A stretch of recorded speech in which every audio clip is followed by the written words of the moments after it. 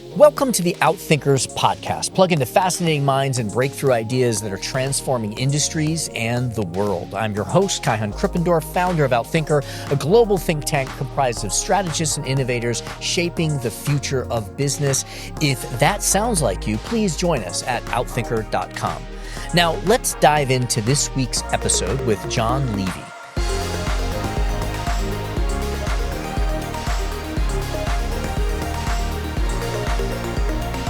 The issue that destroys a team's ability to think and accomplish its goals, right? If our objective is to maximize team intelligence, the ability to solve problems as quickly as possible, then we want to understand how do we communicate.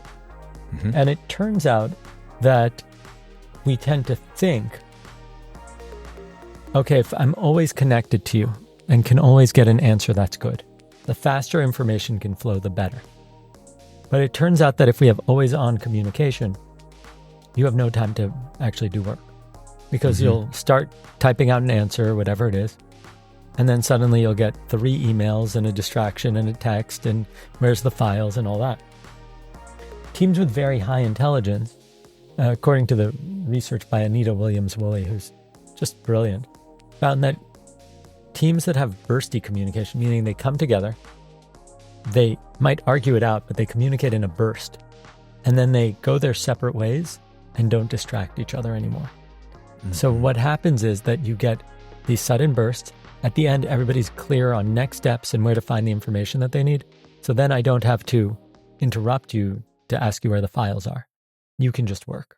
Strategy isn't a solo sport. The smallest unit of performance is the team, yet we persistently make mistakes when trying to form and lead an effective team.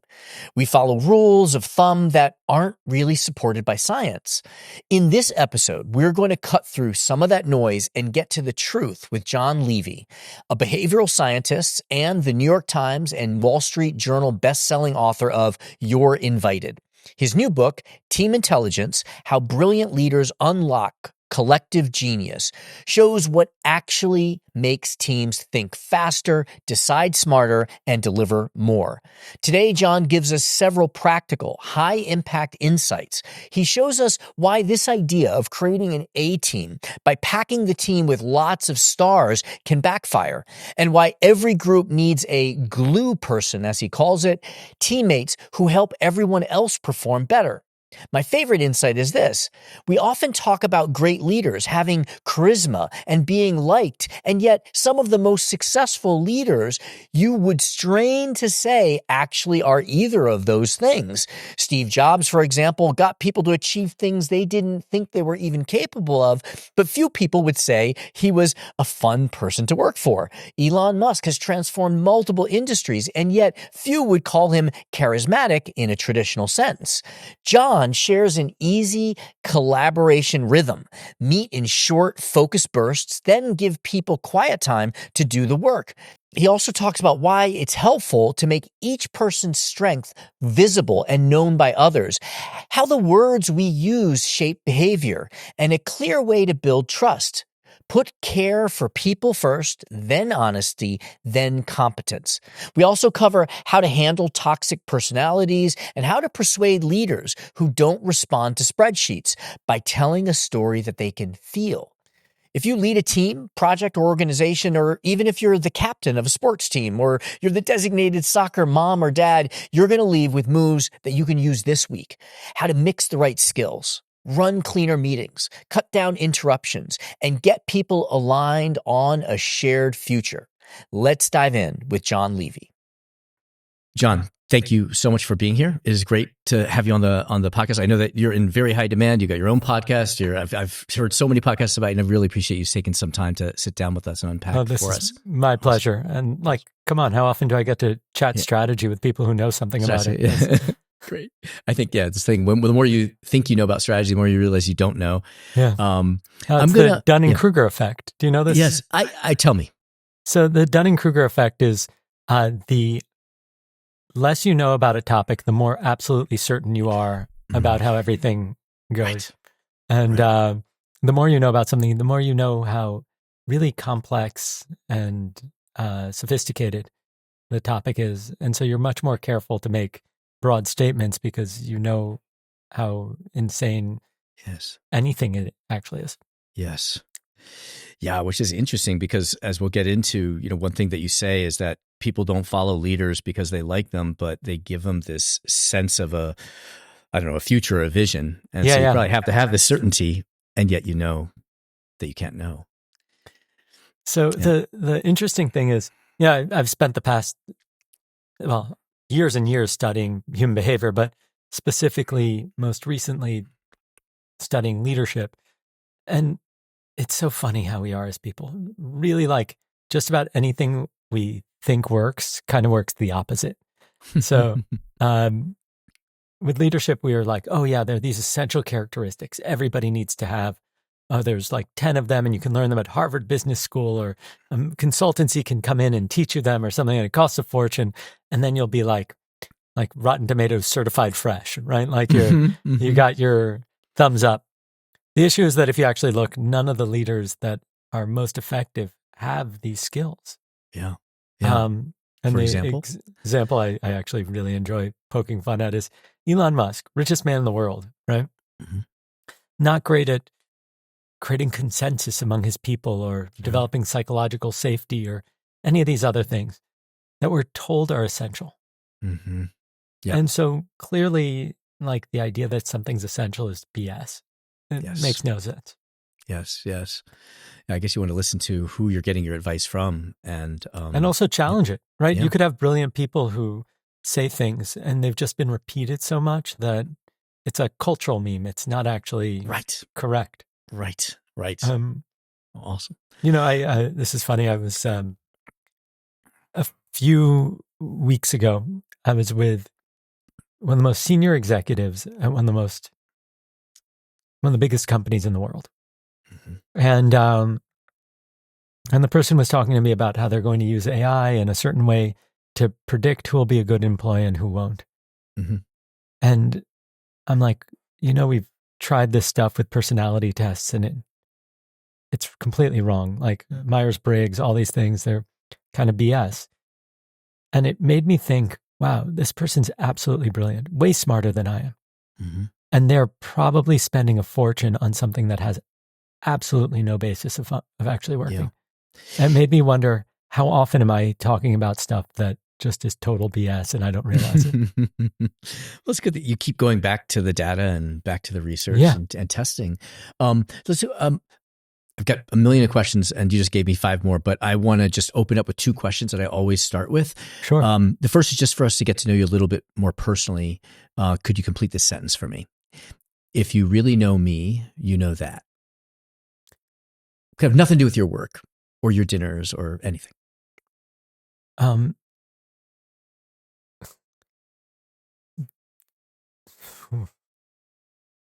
That's such a tough question. I think that I share so much with so many people. I know. You'd know that I'm like a huge fan of Legos and video games. Like basically anything I was doing when I was 8, I'm probably still doing now. Mm-hmm. Cool. That's great that you held on to it. Second question, and we have strategy experts on this all the time. We never get the same answer. So whatever you say is right. What's your definition of strategy? Oh, wow. A strategy is a thesis on how to accomplish an objective. Mm-hmm. That's such an interesting question. Mm-hmm. I feel like you just asked me, how do you know you have enough? Or how do you, or what does success look like? It's one of these questions that's so amorphous. Right. Right. And it, interesting. And it's sort of self-referential or sort of like generative. Yeah. It's true because you say it's true. Interesting. Okay. So I'm just going to jump around a bit. You have amazing content, podcasts, your own podcast, on other podcasts, so people can find a lot about you. And your book is excellent, and it's just out. So we might touch on it, but we'll kind of jump around a bit.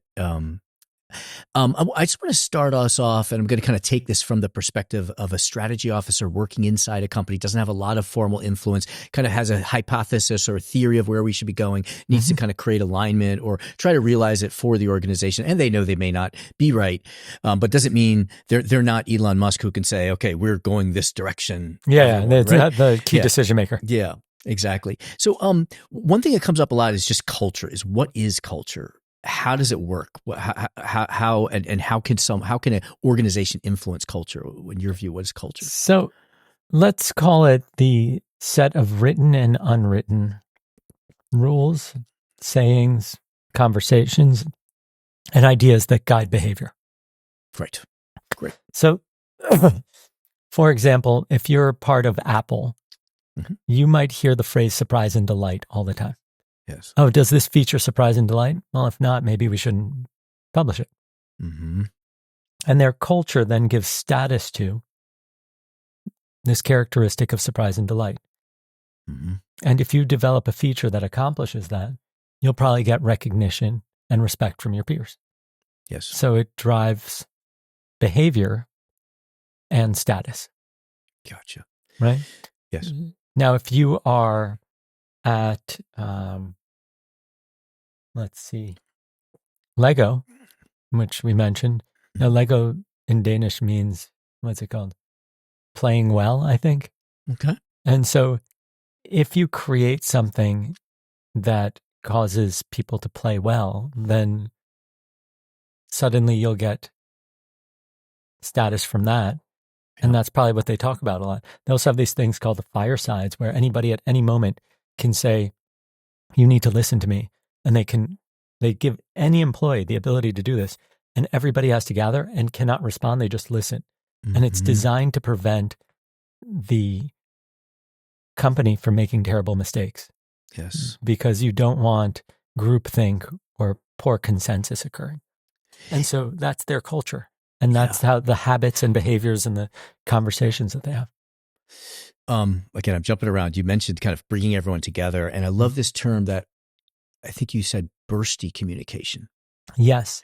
And, so yeah, because a lot of our organizations are kind of, the conversations are had pre-planned, preparation ahead of time, very carefully curated, and a decision is made. But I do believe in some, in some organizations I see that people can just, in the hallways, they can just get together and jam and discuss. Oh, interesting. So bursty communication is a bit different than one might think. So the issue that destroys a team's ability to think and accomplish its goals, right? If our objective is to maximize team intelligence, the ability to solve problems as quickly as possible, then we want to understand, how do we communicate? And it turns out that we tend to think, okay, if I'm always connected to you and can always get an answer, that's good. The faster information can flow, the better. But it turns out that if we have always on communication, you have no time to actually do work, because you'll start typing out an answer, whatever it is, and then suddenly you'll get 3 emails and a distraction and a text and where's the files and all that. Teams with very high intelligence, according to the research by Anita Williams-Woolley, who's just brilliant, found that teams that have bursty communication, meaning they come together, they might argue it out, but they communicate in a burst, and then they go their separate ways and don't distract each other anymore. So what happens is that you get these sudden bursts. At the end, everybody's clear on next steps and where to find the information that they need. So then I don't have to interrupt you to ask you where the files are. You can just work. Got it. Okay, great. So many questions about how we could engineer that and what's the right level of bursts and things. So the answer to that actually has to do more with the culture of the habits. So when we look, teams with very high psychological safety tend to do better. Teams that have equal conversation time, so that everybody gets to talk just about the same throughout the course of a project, not at a specific meeting. And then lastly is that you have to be really intentional and say, we are not going to interrupt each other, so get your answers now. Yes, I got you. Got it. So you have time for that deep work, collaborative work. Exactly. One company used to say, work together than work apart. I love it. I love it. So many of your examples, point to language or intentional language as being a vehicle. And I imagine it's not the only vehicle. Mm-hmm. I heard on one of your podcasts that you did Landmark Forum. I did Landmark Forum. My father was studied social constructionism, and kind of a lot of my work is about this idea. Yeah. Just give us kind of some of the behavioral scientific basis for the idea of language and how it works to shape reality. How do you see that? Oh, interesting. So I think that there's a kind of a few things we want to take a quick look at. We know of this behavioral phenomenon called anchoring. Mm-hmm. So if I ask you, what is the population of Ecuador more or less than 3 million? Right. What would you? Less. Great. What do you think the population of Ecuador is? 2.7. Fantastic. Mm-hmm. I think the actual number is like 14 or 15 million. Mm-hmm. But because we started off with a random number, which was 3, mm-hmm. then we assume, it's not that, but it's got to be close to it. Right. And that's how the brain operates. And so when we use specific styles of language, we're actually anchoring specific behaviors.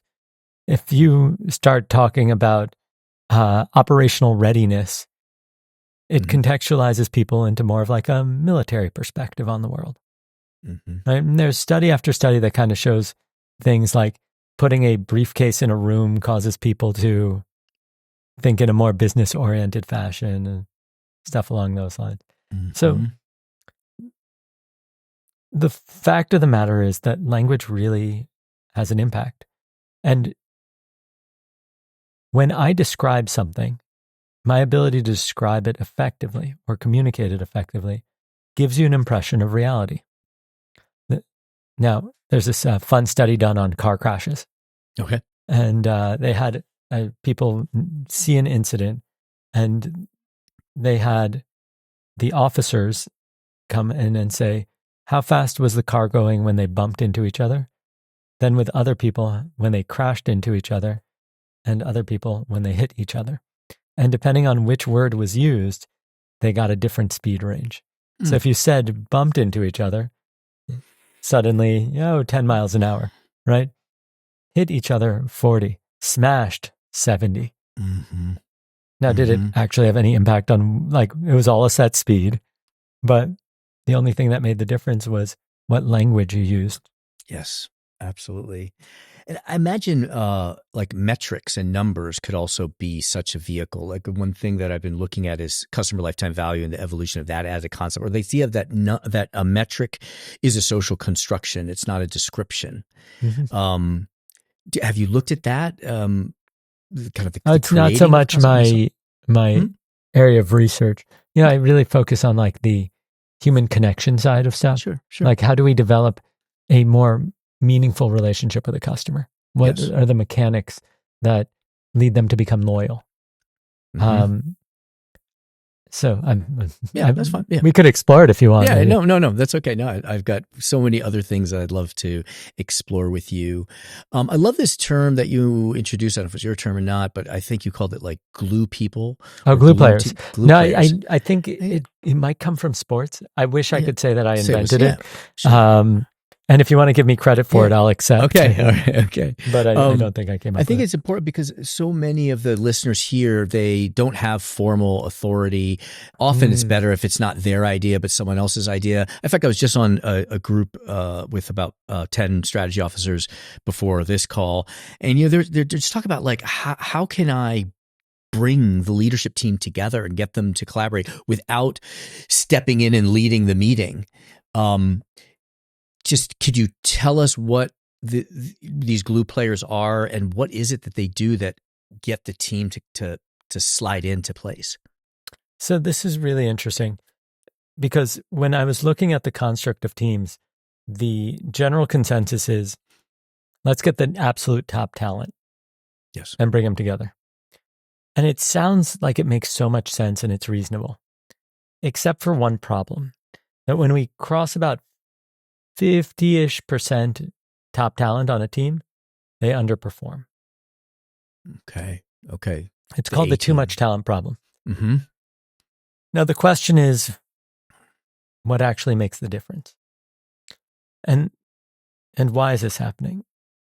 To use an analogy from sports, in basketball, there's one stat that predicts a player's salary. It's the number of points they score. So we've incentivized people to be selfish and shoot the ball because it's good for their career. Mm-hmm. There's only one stat that predicts an effective coach, and that is the increase in the rate of passing under that coach. Mm-hmm. Which means that that coach has gotten people to stop thinking about themselves and start focusing on the team. And as a byproduct, the team far outperforms. The ball can get to the player who has the best chance of scoring. The glue players are the ones that we don't notice, but cause everybody else to perform better. And what I mean by that is they multiply everybody else's results. Yes. They tend to have three characteristics.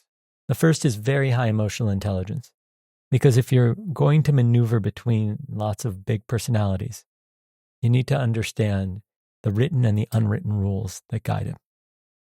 Mm-hmm. The second is they are team-oriented and put the team above themselves.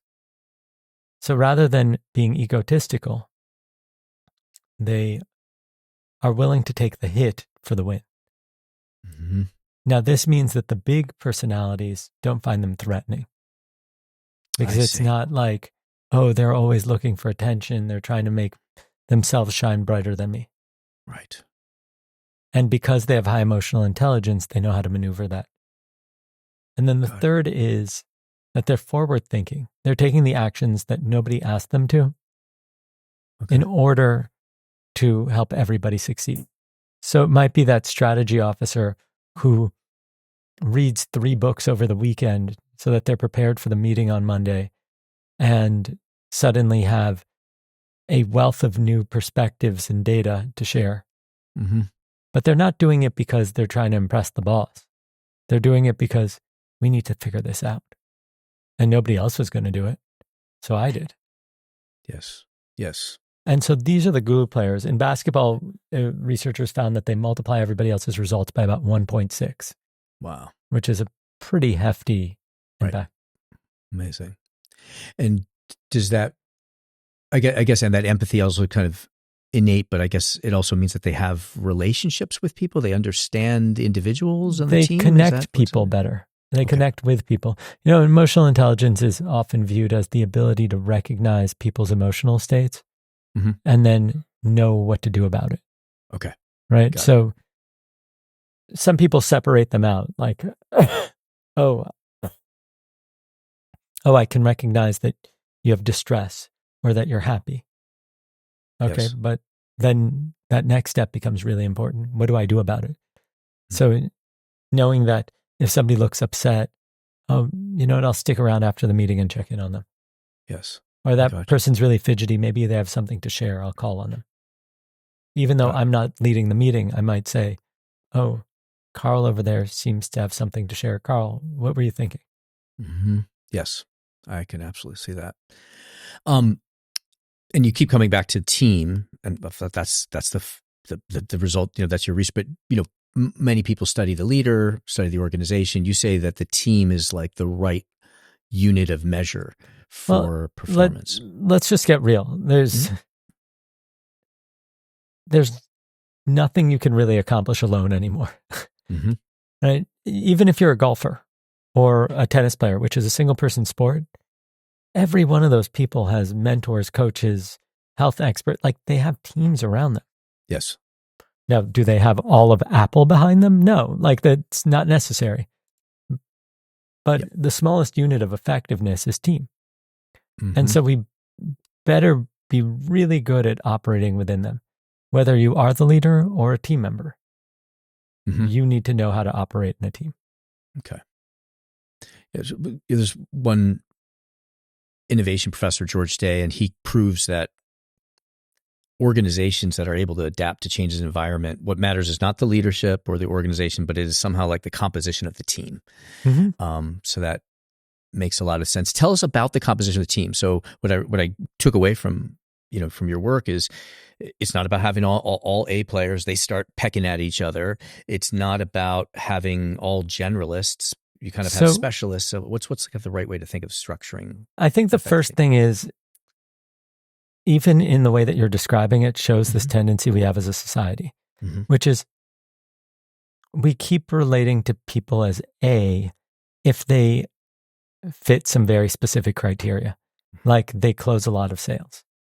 Otherwise, if you don't, you're B. But I think that actually misses the point. It's measuring what's really easy to see and not what's useful. It's measuring points rather than passes, right? Yes, yes.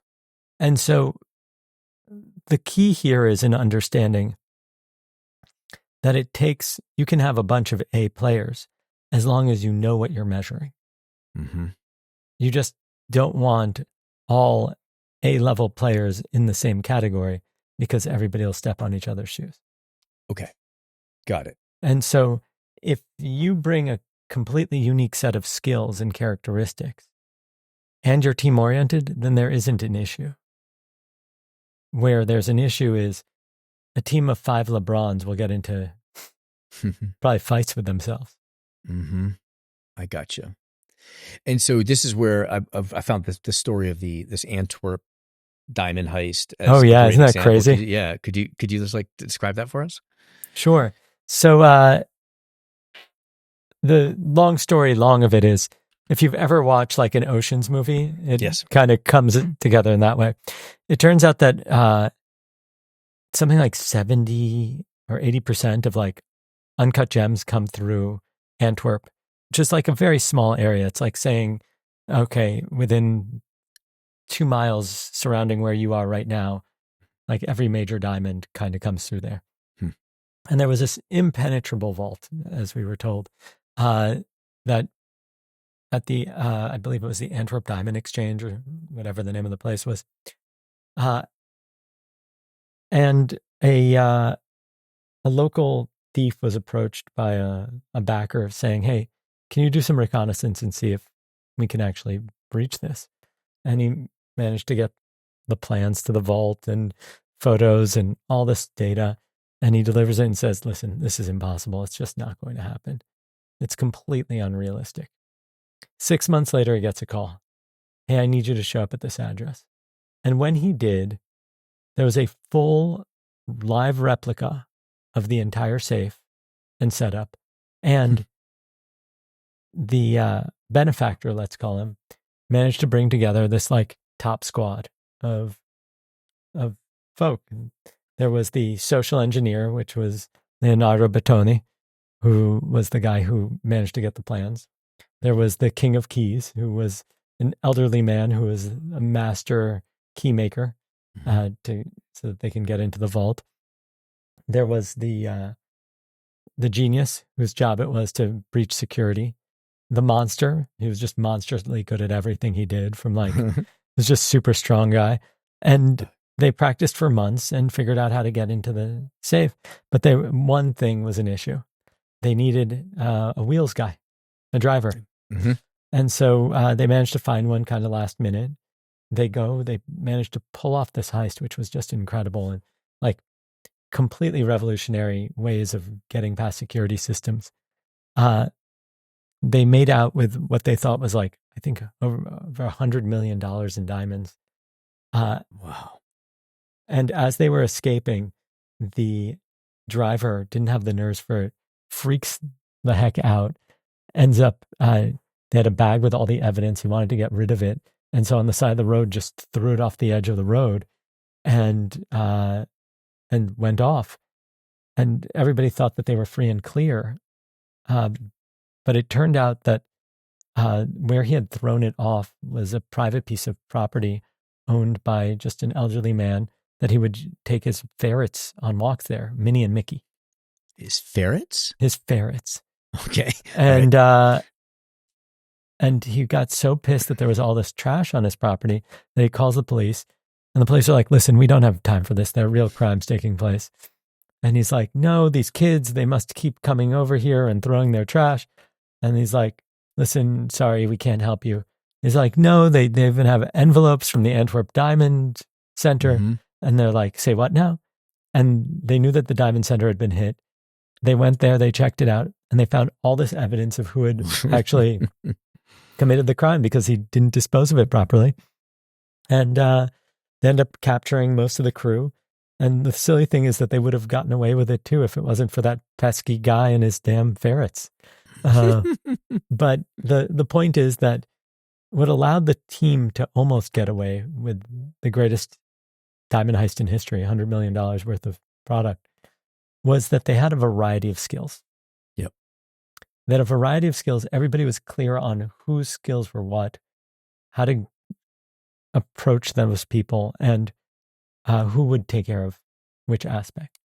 And because of the variety, it made them smarter and gave them the ability to work faster. Mm-hmm. Got it. Now, sorry, go ahead. No, keep going. I was going to ask you, therefore, about this idea of, as you talk about making implicit knowledge explicit, people knowing what your different roles are.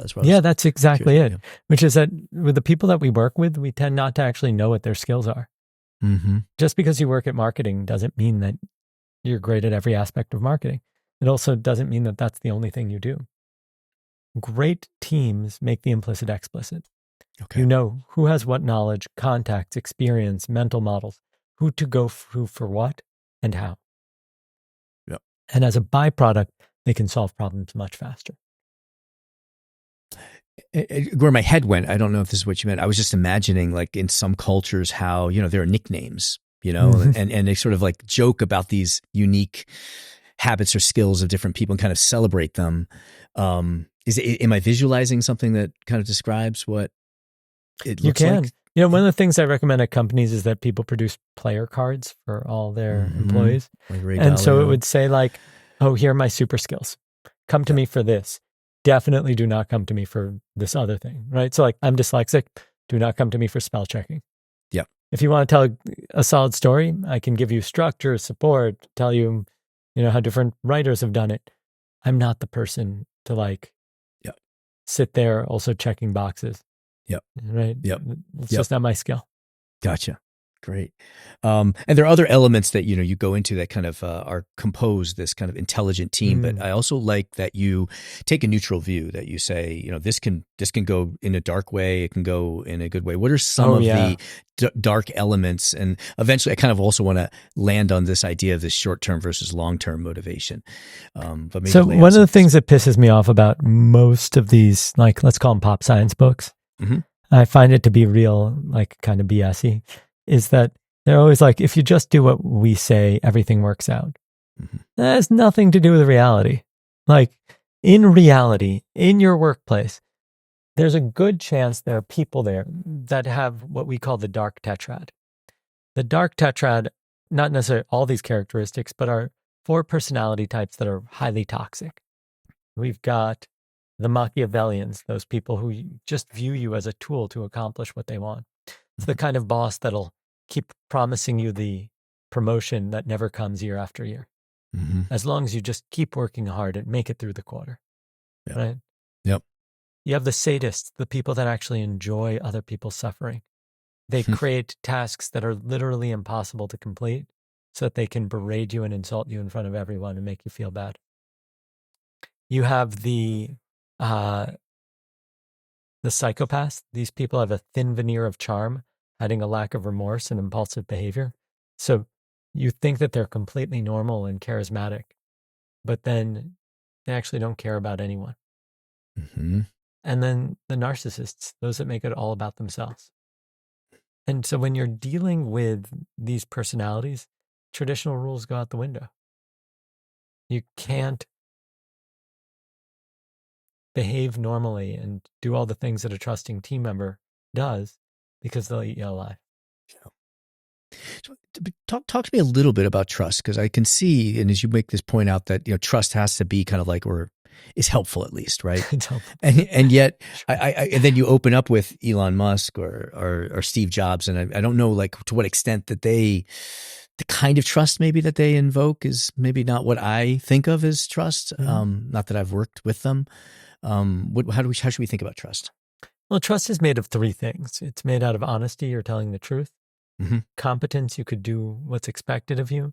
And benevolence, you have other people's best interests at heart. Okay. Now, for reference, they're not all equally valued. So if you have somebody who reports to you who screws up, but normally they're great, usually people aren't yelling at them saying you're incompetent, you're fired after one screw up. But if you find out people are lying to you, that's a really big deal. So you can see we value honesty above competence. Yes. The third characteristic is benevolence. So if me and you are walking down the street and you say, John, I forgot something at the office. And when we get there, 40 of my closest friends jump out and scream, surprise, happy birthday. It's weird if I turn to you and say, you lied to me. We can't be friends anymore. And that's because you did it for benevolent reasons. Human beings value benevolence above honesty and honesty above competence. Got it. Yeah. Now, when you go work for somebody who is narcissistic and you're aware of that, then you have already made the agreement that there will be no benevolence, that this is an exchange. You know, when Elon Musk, that book came out about him, I don't remember who wrote it, but Walter Isaacson. Yeah, exactly. Legend, right? In an interview, Isaacson said he spoke to one of Musk's employees, and the option that he kind of was left with was, hey, I have the option of either being really bored working somewhere else or really engaged, but burnt out. I choose burnout. Got it. And so the people are coming in, I would generally assume at this point, with eyes wide open.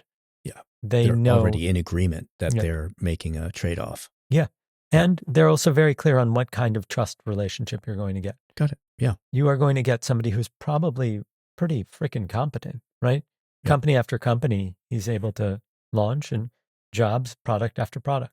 Yep. Are there slip-ups? Sure, but competent, right? Honesty? I don't know. I don't know if they're dishonest or not. Or honest. I have no knowledge of that whatsoever. But I can't assume that, I'd be surprised if Jobs was just lying constantly to everybody. Sure. Yeah. I feel like they also are pursuing some bigger goal, and they're going to climb over any mountain together to get there. Yeah. Last question. And this comes up for our strategy officers often. You're convincing someone, you know that the answer is right because the data says it right, but they don't believe in the data. Yeah. Why not? And what do you do? First of all, accept that they don't care about the data, and the data actually doesn't matter. Yeah. Okay. The data matters to develop a strategy. But if you cannot make them feel emotionally that there will be a better future if they go with your strategy, got it. Love it. Then everything else is irrelevant. Your job as a chief strategy officer or executive who leads strategy is very simple. Take the information that you have and make the best decision that you can with it. Then cause people to feel that there will be a better future if they go along with the strategy. But Amazing. The data stays in the background. Perfect. Amazing. Maybe that'll be your next book. Thank you so much, John. I wish we had more time with you, and we'll encourage people to read your book, listen to your podcast. Where else should people reach out to you? So to your the biggest JohnLevy.com? thing is my website, JohnLevy.com, JONLEV as in Victor, Y as in yellow.com. My new book is called Team Intelligence, How Brilliant Leaders Unlock Collective Genius. If people want to learn more about trust, my last book, You're Invited, was about trust and connection, and it's a New York Times and Wall Street Journal bestseller. And I'm really easy to get a hold of. I'm John Levy, TLB, on all of the platforms. So Thanks for having me on. Great. Thank you, John. Thank you. Thank you to our guest, Jon Levy. Thank you to our executive producer, Zach Ness, our editor, James Pierce, and the rest of the team.